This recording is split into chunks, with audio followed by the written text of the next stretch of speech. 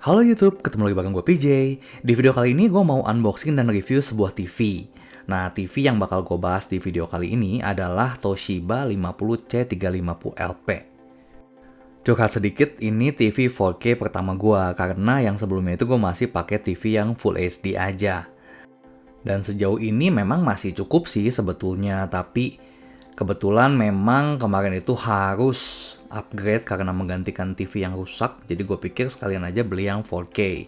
Memang kalau gue beli yang Full HD lagi pastinya lebih murah ya, sekarang udah murah banget lah yang Full HD. Mungkin buat temen-temen yang masih sama kayak gue, masih pakai TV Full HD, sebelumnya gue pakai TV Full HD itu yang ukuran 40 inci itu sejak 2014 dan sampai sekarang TV-nya masih normal dan nggak ada rusak juga dan masih gue pakai juga. Nah cuman ini gue mau ganti TV yang sebelumnya ada di ruang tamu dan itu udah rusak gitu. Mereknya Toshiba juga tapi gue udah pakai sekitar 14 tahun. Jadi menurut gue wajar banget karena rusaknya itu di polarizernya. Jadi bukan mati total sih, sebetulnya masih bisa diservis. Cuman gue rasa udah waktunya ganti aja. TV ini gue beli seharga 5,4 juta. Nah ini menurut gue sekarang itu saat yang tepat untuk beli 4K karena udah murah ya. Sebagai perbandingan aja, 2014 gue beli TV 40 inci yang hanya Full HD aja itu harganya 6 juta. Sedangkan 9 tahun kemudian bisa dapetin yang 10 inci lebih besar dan udah 4K juga dengan harga yang lebih murah. Jadi memang ini udah saatnya sih untuk teman-teman upgrade ke 4K. Ditambah lagi untuk nonton Netflix atau YouTube juga udah mulai banyak konten-konten yang 4K. Walaupun harus didukung dengan internet yang cepat juga. Nah jadi TV-nya itu yang gue beli tipenya Toshiba 50C350LP. Di sini gue hanya bahas fitur-fitur secara singkat aja ya, karena sebenarnya teman-teman bisa googling juga untuk speknya, tapi di sini gue bakal bahas secara singkat aja. Jadi ini udah bisa 4K resolusi maksimalnya dan juga udah Google TV ya OS-nya. Ini ada beberapa fitur unggulannya. Yang pertama itu prosesornya udah pakai Rexza Engine yang 4K dan juga untuk audionya juga udah Rexza Power Audio. Ini TV juga udah mendukung Dolby Vision dan Dolby Atmos, HDR10, dan juga udah DTS:X. Untuk upscaling dari konten di bawah 4K, ini juga udah ada AI-nya, jadi bisa mendekati kualitas 4K walaupun konten yang kita tonton itu hanya Full HD. Fitur selanjutnya menurut gue ini memang bukan fitur baru juga sih sebetulnya, tapi di TV gue yang sebelumnya ini belum ada. Ini Ultimate Motion, ini tuh jadi bikin gerakan di film action misalnya atau yang gerakannya cepet-cepet gitu jadi lebih smooth. Jadi memang kita kayak lihat langsung pakai mata gitu. Memang ini agak mengurangi motion blur yang seharusnya ada di film sinema biasanya. Tapi oke sih menurut gue suka sih fitur ini. Untuk fitur yang lain ini seperti yang udah gue sebutin sebelumnya, ini udah Google TV. Jadi untuk aplikasi-aplikasi pastinya lengkap. Fiturnya juga udah oke banget karena udah ada Google Assistant dan juga ini udah ada Chromecast built-in, udah ada Wi-Fi sampai ke Wi-Fi 5G, udah ada Bluetooth juga, remote voice control, dan kalau dari segi tampilan juga ini udah bezel-less dan juga tampilannya modern dan tipis ya. Ini untuk ukuran dimensi produknya, mungkin teman-teman yang mau beli, teman-teman bisa cek dulu untuk dimensinya apakah cocok dengan meja TV-nya teman-teman atau tembok yang nantinya bakal dipasang wall mounting. Oh ya, TV ini juga udah dilengkapi kemampuan untuk menangkap siaran digital. Jadi kan sekarang udah nggak ada TV analog ya, untuk digital semua dan ini bisa nerima siaran DVB-T2. Untuk spesifikasi RAM-nya ini 2GB dan untuk ROM-nya itu 16GB. Buat gue yang nggak terlalu banyak install aplikasi ini udah cukup banget. Dan selama pakai pun nggak ada lemot sama sekali. Kemudian ini untuk konektivitasnya ya, untuk port HDMI itu ada 3, USB 2 ada 2, ada port LAN juga, RCA, audio digital atau optical, dan juga ada audio analog yang 3,5 mm. Menurut gue ini konektivitasnya udah cukup banget buat kebutuhan gue. Ini untuk daya yang digunakan itu sekitar 130 watt ya. Dan untuk speakernya itu Ukurannya 12 watt kali 2. Memang untuk speaker ini nggak bisa terlalu diharapin ya, speaker TV. Kalau mau lebih puas, memang teman-teman perlu menambahkan soundbar ya, untuk dapetin kualitas suara yang jauh lebih bagus dibanding speaker built-in dari TV-nya. Nah, untuk setiap pembelian ini udah free bracket ya, buat teman-teman yang mau pasang di tembok, ini udah dikasih bracketnya. Tapi kebetulan gua ada bracket yang lama, jadi gua masih bisa pakai. Kalau yang mau dipasang di meja, ini untuk kakinya udah dikasih juga, tinggal dipasang aja. Kemudian ini buku manualnya dan juga kartu garansi. Untuk garansinya itu 1 tahun ya. Ini dia remote-nya, memang remote-nya masih konvensional, masih banyak banget tombolnya. Tapi ini cukup membantu dalam penggunaan ya. Udah bisa voice search Google Assistant dan beberapa tombol ke aplikasi favorit kayak Netflix dan YouTube. Untuk baterai remote-nya itu pakai tipe A3, ini udah dikasih ya 2, jadi nggak usah beli lagi. Dan untuk konektivitas ke TV-nya, ini remote-nya udah remote Bluetooth ya. Ini dia cara untuk pasang kaki TV-nya. Ini untuk kiri dan kanan itu sudah ada tempatnya, jadi nggak mungkin ketuker karena lubangnya beda. Ini perlu dikencengin pakai 2 buah baut yang udah dikasih juga di paket penjualannya.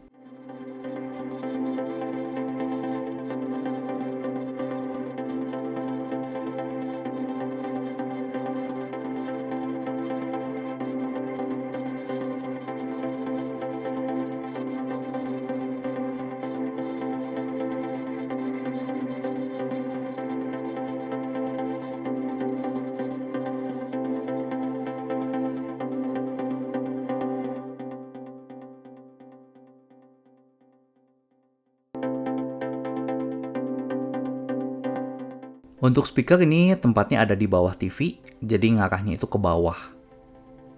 Ada di kiri kanan speakernya.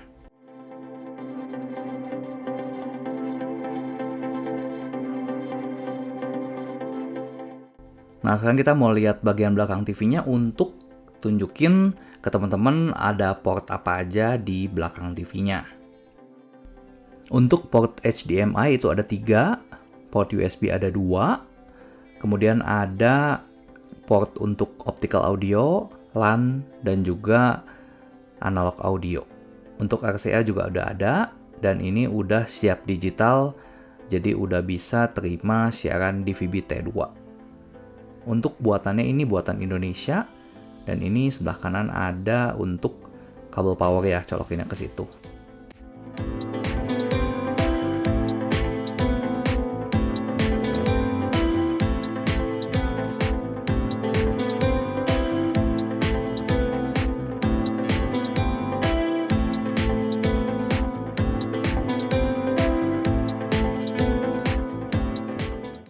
Oke, kita mau coba nyalain TV-nya. Pertama kali dinyalain itu muncul logo Toshiba. Dan karena ini udah OS-nya Google TV, jadi nanti bakal muncul logo Google TV. Kalau generasi sebelumnya itu Android TV, nah Google TV ini lebih baru. Ada beberapa fitur tambahan yang menurut gua mungkin nggak terlalu beda jauh sih sebetulnya sama Android TV. Tapi karena ya sekarang yang lebih baru itu Google TV, jadi supaya future proof gue beli TV yang udah Google TV, bukan yang Android TV lagi. Yang paling mencolok mungkin dari jumlah RAM-nya ya, biasa Google TV itu minimal 2 GB, sedangkan untuk Android TV itu 1 GB.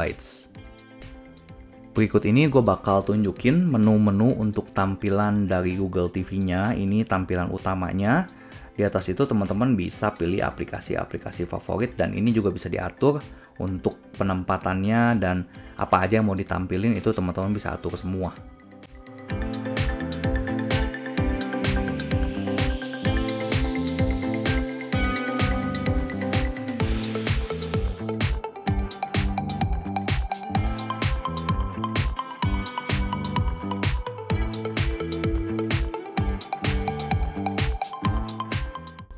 Nah, untuk aplikasi-aplikasi lain teman-teman bisa search juga. Ini ada kayak Play Store-nya ya. Dan di sini teman-teman bisa install aplikasi yang teman-teman butuhin.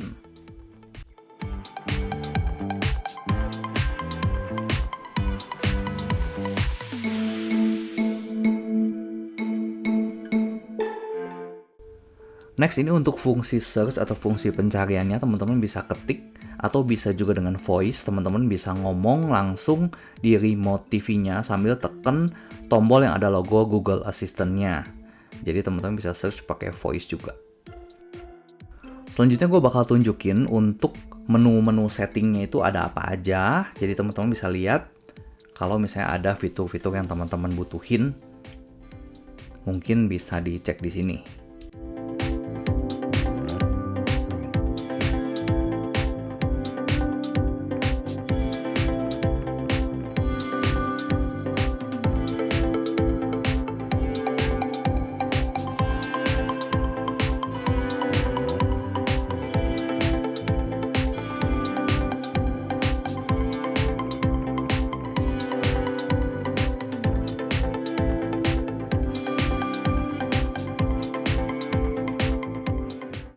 Yang gue suka untuk pengaturan picture mode ini cukup banyak dan juga masing-masing mode-nya itu bisa di fine tune lagi.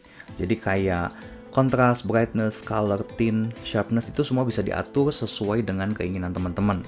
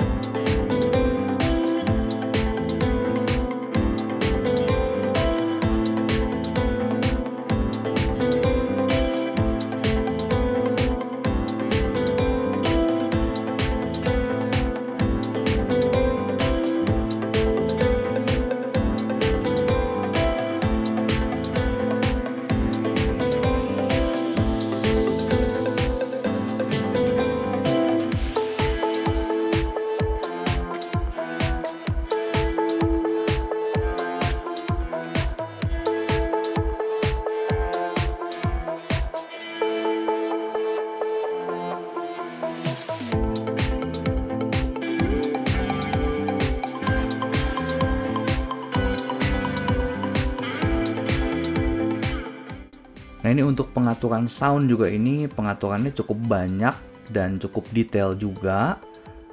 Jadi teman-teman bisa atur sesuai dengan kebutuhan teman-teman.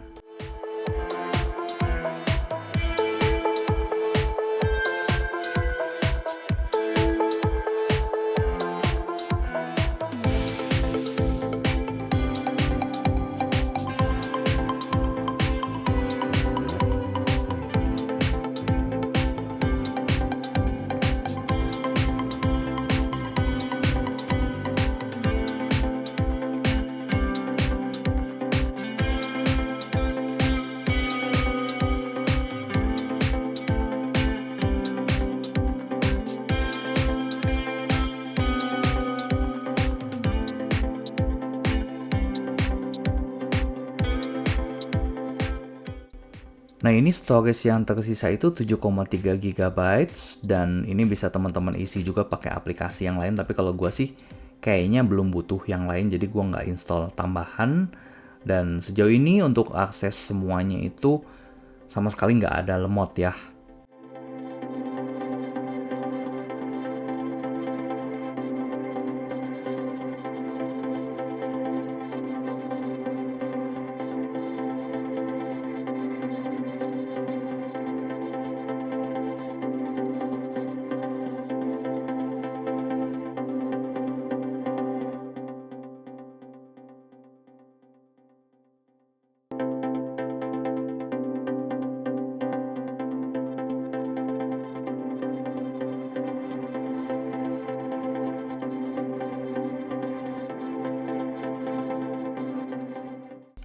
Next, ini gue bakal coba tampilin demo video dari LG.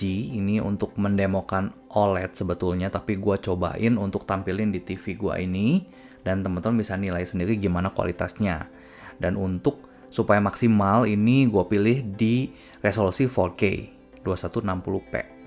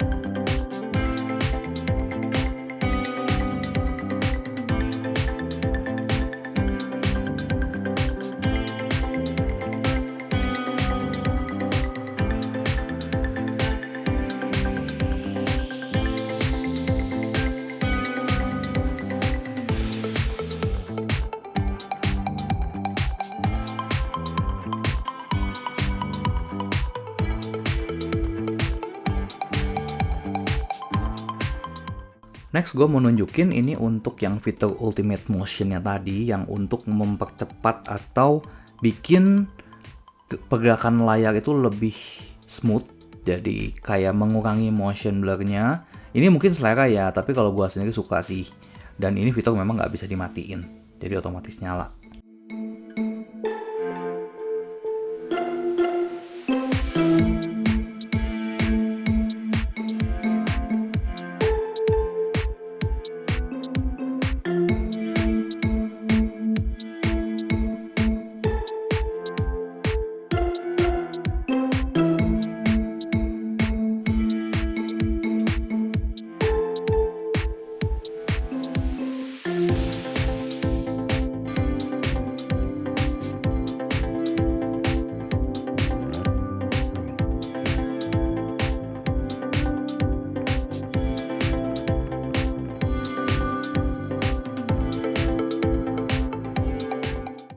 Nah, untuk demo video yang selanjutnya ini, gue mau nunjukin untuk yang udah HDR kontennya. Ini nanti di settingan preset gambarnya itu, udah ada tulisan HDR-nya. Jadi teman-teman bisa pilih tipe atau preset HDR yang teman-teman suka.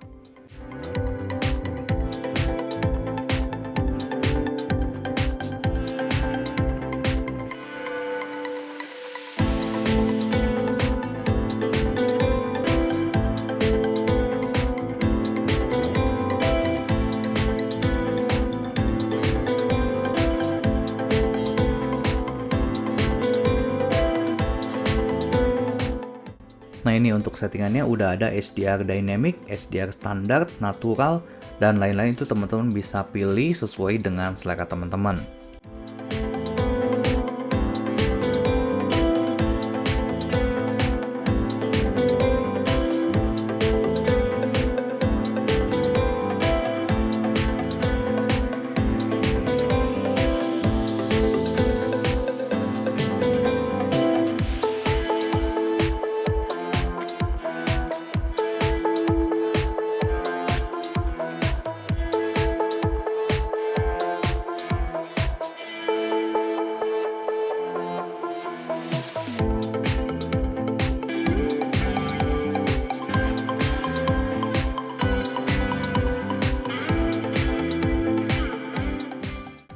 Selanjutnya gue mau nunjukin untuk konten yang Dolby Vision dan Dolby Atmos. Nah, untuk Dolby Vision ini sepertinya YouTube belum support ya, tapi untuk Netflix udah.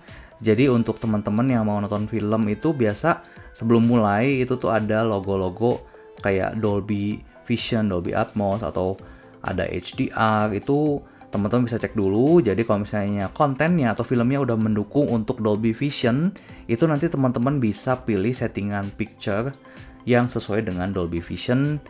Jadi teman-teman bisa pilih presetnya, mau Dolby Vision yang bright, Dolby Vision dark, atau yang custom.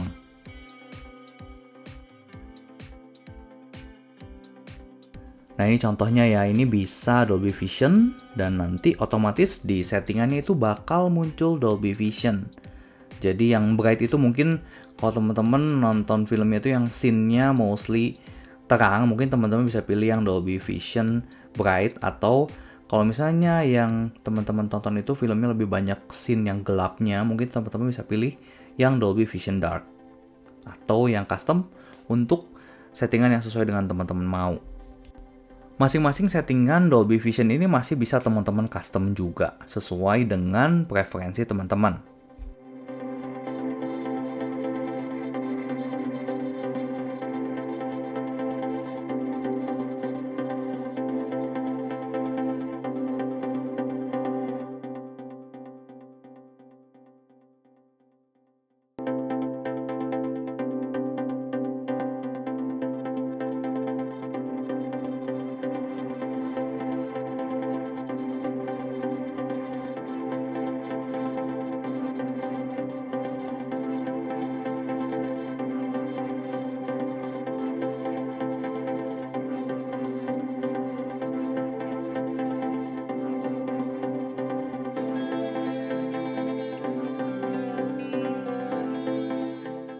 Nah, jadi untuk pilihan picture mode yang Dolby Vision Bright Dark Custom Game ini hanya muncul kalau kontennya memang mendukung fitur Dolby Vision. Ini nggak tahu kenapa nih kalau teman-teman cek tadi di yang Dolby Vision Bright itu gambarnya agak kelihatan flicker, tapi begitu dipindahin ke yang Dolby Vision Dark jadi nggak flicker lagi. Gue nggak tahu sih ini kenapa bisa kayak gitu. Tapi gue juga nggak tahu ini kenapa, karena ini hanya muncul atau kelihatan flicker itu waktu direkam pakai HP kayak gini. Jadi mungkin ada perbedaan antara refresh rate dari panel TV-nya dengan shutter speed dari kamera handphonenya. Jadi kalau misalnya dilihat pakai mata langsung itu nggak kelihatan flicker. Jadi mungkin antara Dolby Vision yang bright dan dark tadi ada perbedaan di refresh rate panelnya, mungkin ada dirubah gitu dari settingan. Gue juga kurang paham sih.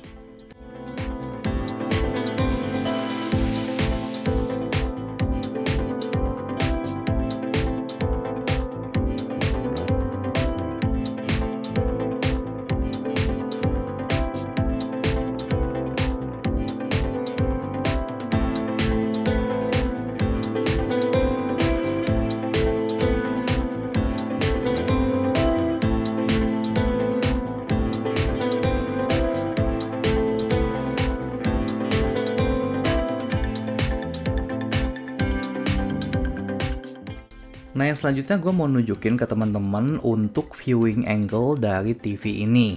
Jadi karena yang gue tahu ini TV panelnya itu masih soft panel dan tipenya itu VA, jadi belum IPS hard panel ya. Dan ini gue mau tunjukin tampilan ketika kita lihat dari lurus dari depan dan juga dari samping, kiri dan kanan. Teman-teman bisa bandingin apakah perubahan warnanya itu masih bisa ditoleransi atau enggak. Kalau misalnya teman-teman pengen yang lebih bagus, ada satu tipe yang di atasnya nanti bakal gue bahas di belakang.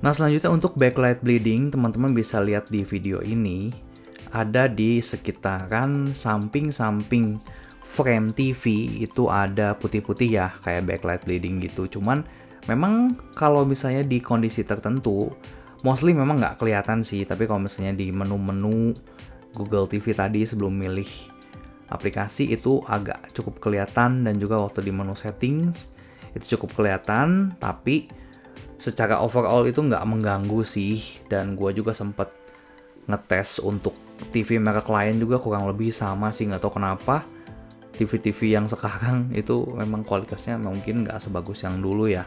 Atau mungkin karena gue memang ngetesnya TV-TV yang entry level ya. Kalau misalnya TV-TV yang di atas 10 juta sih harusnya mungkin backlight bleedingnya bisa lebih minimal ya. Tapi gue balik lagi, gue kalau beli TV memang nggak pengen yang terlalu mahal juga sih. Menurut gue di kisaran 5-6 juta itu udah maksimal untuk budget gue beli TV. Oh ya, kalau misalnya teman-teman perhatiin di demo video ini yang full screen, teman-teman bisa lihat di keempat sudut TV ini ada vignetting. Jadi ada sedikit kayak item-item gitu, tapi jumlahnya nggak banyak dan lebih kelihatan kalau misalnya di konten yang full screen warna putih. Itu kelihatan ada vignetting. Tapi kalau misalnya di yang full color kayak gini nggak gitu kelihatan. Apalagi kalau misalnya teman-teman nonton movie yang formatnya itu widescreen, yang atas bawahnya itu hitam, itu sebetulnya nggak ngefek sih. Nah, mungkin kalau di yang kayak gini nih yang terang-terang, teman-teman bisa lihat ada vignetting di keempat sisinya. Mungkin ini jadi kekurangan dari panel TV ini. Tapi buat gua lagi-lagi nggak gitu mengganggu sih. Tapi buat teman-teman yang pengen lebih sempurna mungkin bisa coba cek yang tipe lain. Nah, kesimpulannya menurut gua TV ini worth it banget, apalagi buat temen-temen yang memang pengen TV 50 inci 4K Google TV tapi yang dari brand Jepang. Nah, memang brand-brand dari China juga sekarang udah bagus-bagus ya, tapi karena dari pengalaman gua sebelumnya pakai TV brand Jepang itu awet banget. Jadi untuk gua ganti pun gua lebih yakin untuk ganti ke brand Jepang lagi. Tapi ini menurut gua ya idealis gua aja sih, kalau misalnya teman-teman menganggap TV-TV dari China itu udah bagus-bagus, mungkin teman-teman bisa consider untuk beli TV merek China. Tapi kalau gua memang masih lebih percaya ke TV brand Jepang. Nah, seperti yang gua udah singgung di awal tadi, kalau misalnya teman-teman ada budget lebih dan teman-teman pengen beli tipe di atas yang gua punya, teman-teman mungkin bisa consider untuk ngambil yang tipe 50M 550 LP. Kenapa? Karena ini udah quantum dot, jadi udah QLED, sama-sama udah Google TV juga, sama-sama 50 inci juga, dan ini waktu kemarin gue beli itu, perbedaannya sekitar 1,3 juta. Jadi untuk tipe ini memang lebih mahal, dan ada beberapa fitur tambahan yang nggak ada di tipe yang C350 LP. Nah, yang pertama ini Rexa engine-nya itu udah yang 4K Pro, dan juga untuk Rexa Power Audio juga udah yang Pro. Dan untuk tipe panelnya sendiri ini udah IPS hard panel, kemudian udah full array local dimming. Ini mungkin teman-teman perlu, mungkin kalau untuk main game ya, atau ada beberapa konten yang memang kalau ditampilin di yang udah ada full array local dimming itu lebih bagus. Jadi nggak ada backlight bocor-bocor karena yang nyalanya itu hanya bagian-bagian yang diperlukan aja. Nah, selanjutnya karena ini udah yang quantum dot LED atau QLED, jadi ini udah support white color gamut yang pastinya untuk tampilin warna itu jauh lebih akurat dibanding yang gue punya itu, yang C350 LP. Dan kemudian dari segi soundnya sendiri, ini untuk yang tipe M550 LP itu udah ada subwoofernya di belakang. Nah, ini dia ada subwoofer di belakang, dan untuk konektivitas yang lain kurang lebih sama ya dengan yang C350 LP. Selanjutnya untuk konsumsi dayanya itu lebih tinggi 10 watt, dan untuk speakernya yang main speakernya masih sama ya 12 watt dengan yang C350 LP, cuman ini ada tambahan Basoka subwoofernya itu 25 watt. Selanjutnya fitur tambahan yang berbeda dengan yang C350 LP adalah Far Field Voice. Nah, ini tuh apa? Ini adalah Google Assistant yang teman-teman bisa voice command langsung bicara ke TV karena di TV-nya itu udah ada mic on TV. Jadi teman-teman nggak usah bicara di remote lagi. Untuk voice command-nya bisa langsung bicara ke TV-nya gitu. Nah, gue sekarang mau cerita alasannya kenapa gue tetap milih yang C350 LP dibanding yang M550 LP. Nah, dengan perbedaan 1,3 juta, gue mengalihkan budget gue yang 1,3 juta itu untuk beli soundbar. Nah, nanti untuk soundbarnya itu bakal gue bahas di video selanjutnya. Karena gue waktu audisi ke toko elektronik, dan gue bandingin yang C350 LP dan yang M550 LP ini sebelahan, gue merasa malah lebih bagus yang C350 LP. Entah kenapa gue nggak tahu, padahal secara spesifikasi itu lebih bagus yang M550 LP. Nah, mungkin ada perbedaan antara mata gue belum bisa membedakan yang mana yang panel yang full array local dimming atau yang udah QLED itu bedanya gimana. Tapi gue rasa dengan perbedaan 1,3 juta untuk demi dapetin fitur layar yang gue sendiri nggak tahu nih bakal kepake nggak buat gue, karena gue lihat yang 350 LP aja tuh udah bagus gitu. Ditambah kalau misalnya kita bicara dengan subwoofernya tadi, itu waktu gue tes di toko elektronik itu pas ada bass yang cukup kenceng itu ngegeter dan malah jadi nggak enak gitu, karena maksain untuk ada subwoofer di casing TV yang udah kecil dan sempit gitu maksudnya. Jadi menurut gue tetap better pakai soundbar dibanding kita ngandelin sound dari TV mau sebagus apapun gitu. Nah, jadi buat teman-teman yang mungkin sama kayak gue nih cuma dipakai buat nonton, entah itu Netflix atau YouTube atau mungkin TV digital, dan mungkin nggak butuh fitur yang se-advance di M550 kayak full array local dimming dan QLED, white color gamut. Mungkin teman-teman bisa lebih milih beli yang C350LP ditambah beli soundbar yang 1,3 jutaan yang nanti gue bakal bahas di video selanjutnya, daripada beli yang M550LP. Kecuali teman-teman memang pakai untuk gaming dan ada beberapa fitur yang mungkin lebih kepake untuk di game gitu. Kalau gue nggak main game, jadi ya agak nggak kepake juga sih. Makanya untuk beli TV, beli apa segala, selalu teman-teman cek dulu speknya, kepake nggak buat teman-teman. Kalau misalnya terlalu advance juga kan buat apa ya. Mendingan kita alihin budget untuk beli tambahan yang lain yang lebih bisa kita rasain manfaatnya. Oke, mungkin sampai sini dulu ya videonya. Kalau misalnya teman-teman masih ada pertanyaan, teman-teman bisa tulis di kolom komentar di bawah. Dan untuk link pembelian, teman-teman bisa cek juga di kolom deskripsi. Sampai ketemu di video selanjutnya. Thank you, bye-bye.